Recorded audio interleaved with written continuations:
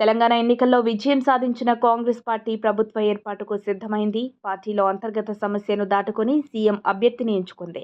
గురువారం ఎల్బీ స్టేడియంలో తెలంగాణ ముఖ్యమంత్రిగా రేవంత్ రెడ్డి ప్రమాణ స్వీకారం చేయనున్నారు. తెలంగాణలో గురువారం కొత్త ప్రభుత్వం ఏర్పడనుంది. డిసెంబర్ 7వ తేదీ ఉదయం 10:28 తెలంగాణ ముఖ్యమంత్రిగా రేవంత్ రెడ్డి ప్రమాణ స్వీకారం చేయనున్నారు.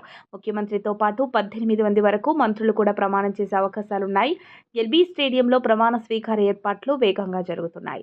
అలాగే ప్రమాణ స్వీకారానికి ఎవరెవరిని ఆహ్వానించే దానిపై రేవంత్ కాంగ్రెస్ శ్రేణులతో చర్చిస్తున్నట్టు తెలుస్తోంది. కేసీఆర్, చంద్రబాబు, జగన్, పవన్ కళ్యాణ్లను ఆహ్వానిస్తారని ప్రచారం సాగుతోంది.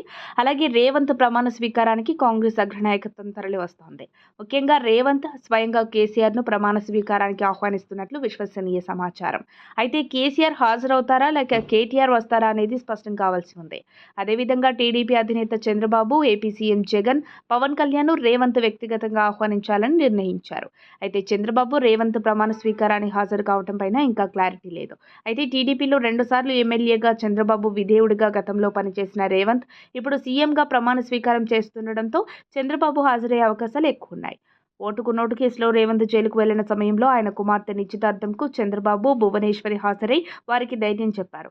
దగ్గరుండి పెద్దరికంగా కార్యక్రమం నిర్వహించారు. అయితే ఇప్పుడు పార్టీలు వేరైనా వ్యక్తిగత సంబంధాలతో హాజరయ్యే అవకాశం ఉందని చెబుతున్నారు. ఇక పొరుగు రాష్ట్ర ముఖ్యమంత్రిగా జగన్ను రేవంత్ ఆహ్వానించనున్నారు. కానీ ఏపీలో పరిస్థితుల కారణంగా ఏపీ నుంచి మంత్రి బుగ్గన హాజరయ్యే అవకాశం ఉందని తెలుస్తోంది. జనసేన నుంచి పవన్ కళ్యాణ్ వస్తారా రారా అనేది క్లారిటీ లేదు. జనసేన ప్రతినిధిగా నాదెండ్ల మనోహర్ హాజరయ్యే అవకాశం ఉందని చెబుతున్నారు. గతంలో మనోహర్ స్పీకర్గా పనిచేసిన సమయంలో రేవంత్ ఎమ్మెల్యేగా ఉన్నారు.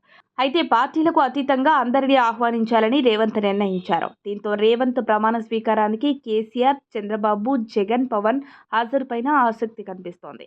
అదేవిధంగా కర్ణాటక ముఖ్యమంత్రి సిద్ధరామయ్య సైతం రానున్నట్లు సమాచారం. ప్రమాణ స్వీకార వేదిక నుంచి అందరి సమక్షంలో రేవంత్ కాంగ్రెస్ హామీ ఇచ్చిన 6 గ్యారెంటీలపైన తొలి సంతకం చేయనున్నారు. ఒకవేళ చంద్రబాబు వస్తే రేవంత్ అభిమానుల్లో మరింత జోష్ రావడం ఖాయం. మరిన్ని అప్డేట్స్ కోసం మా కాయ్ టీవీని సబ్స్క్రైబ్ చేసుకోండి.